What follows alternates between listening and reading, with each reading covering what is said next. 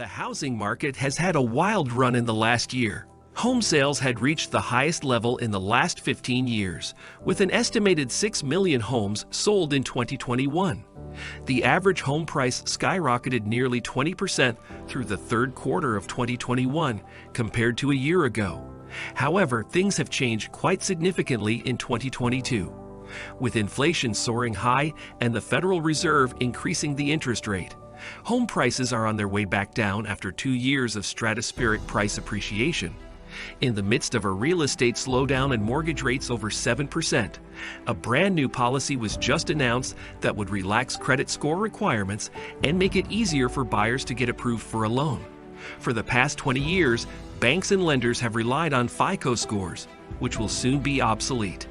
The new policy change will allow more people to qualify for home loans.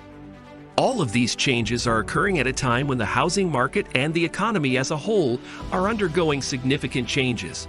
A potential new buyer may be unaware of the changes and how the new policy will impact the overall housing market. At the moment, the credit score is the most important factor in establishing personal finance, wealth, purchasing real estate, or obtaining any type of loan. That is about to change dramatically with this new proposed change. According to a 2019 YouGov survey, 53% of Americans are denied loans due to poor credit. That is more than half of all Americans being rejected for a credit card, car loan, or mortgage. As a result, Congress and the major banks decided to take matters into their own hands by developing a completely new credit scoring system. The new scoring system will allow people to get loans without a traditional credit score and take new items into consideration. A typical mortgage borrower in the United States has a credit score of 725, while 35% of Americans have credit scores below 680. As a result, a large portion of the population lacks access to loans. However, with the new model, this is about to change. When the new system goes into effect, a lot more people will have access to easier and cheaper loans. The current FICO scoring system consists of 5 major categories. First, the payment history accounts for 35% of your credit score, which means you always pay your bills on time. Even one late payment can have a negative impact on your overall score. Second, credit utilization accounts for 30% of the credit score. Experian recommends that you spend no more than 30% of your credit limit to achieve the best score. Overutilization of credit indicates bad spending habits. The average length of your credit is next, accounting for 15% of your overall credit score. The longer you keep the credit open and in good standing, the higher your credit score will be because it demonstrates that you are a responsible borrower. The next 10% of your credit score is made up of a mix of loans. A mix of student loans, mortgages, car loans, and other debts, for example, demonstrates your ability to manage multiple types of debt. The number of credit inquiries accounts for the final 10% of the credit score. When you apply for a new line of credit, it appears on your credit report as a hard inquiry. The more inquiries you have, the lower your credit score will be because it indicates that you are a riskier borrower. For the last 2 decades, these credit scoring categories have been fairly useful to measure someone's creditworthiness. This may, however, exclude a group of people who are well-paying, responsible individuals who do not need to or want to borrow money, and because of it, are unable to improve their credit scores. To include a wider group of such people, Congress and the banks have developed a completely new system known as FICO 10T. Although the FICO score system has always been changing and updating with new information to account for changing financial systems and spending patterns, one major flaw in the system is that 45 million Americans do not have a credit score at all. 40% of Americans are unaware of how their credit score is calculated, and 53% are denied loans due to poor credit scores. As a result, a sizable portion of the population is unable to purchase a home.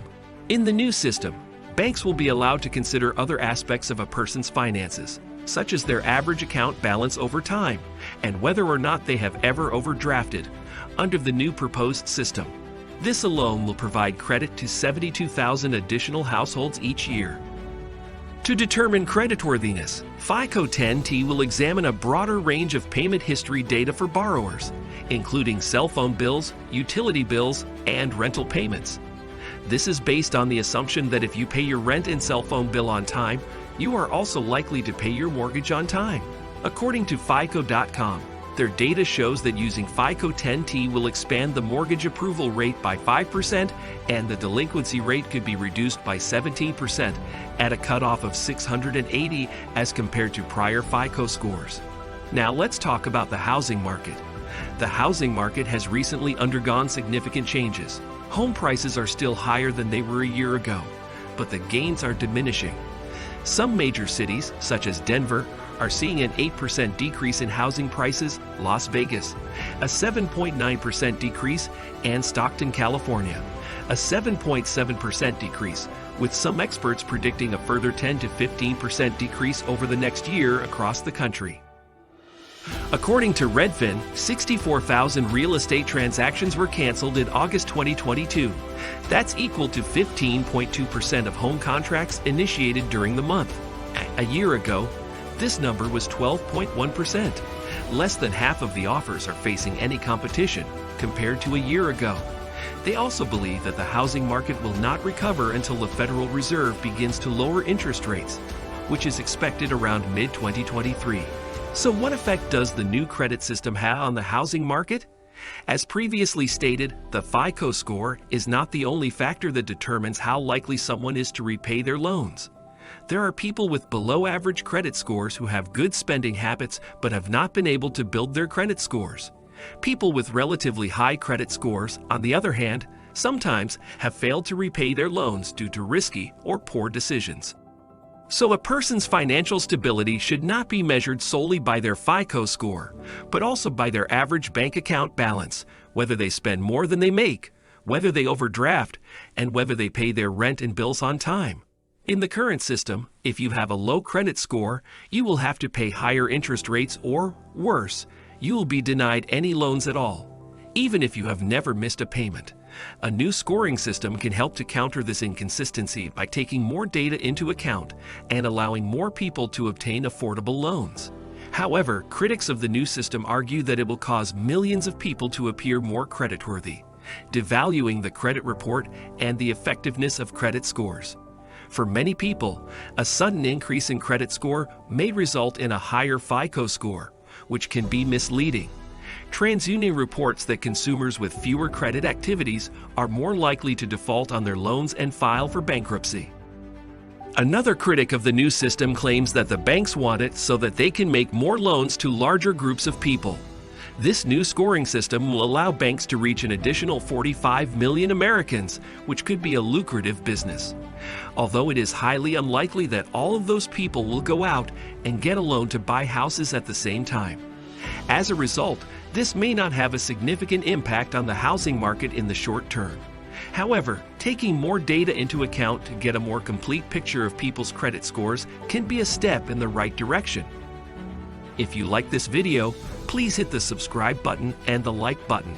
Thank you for watching.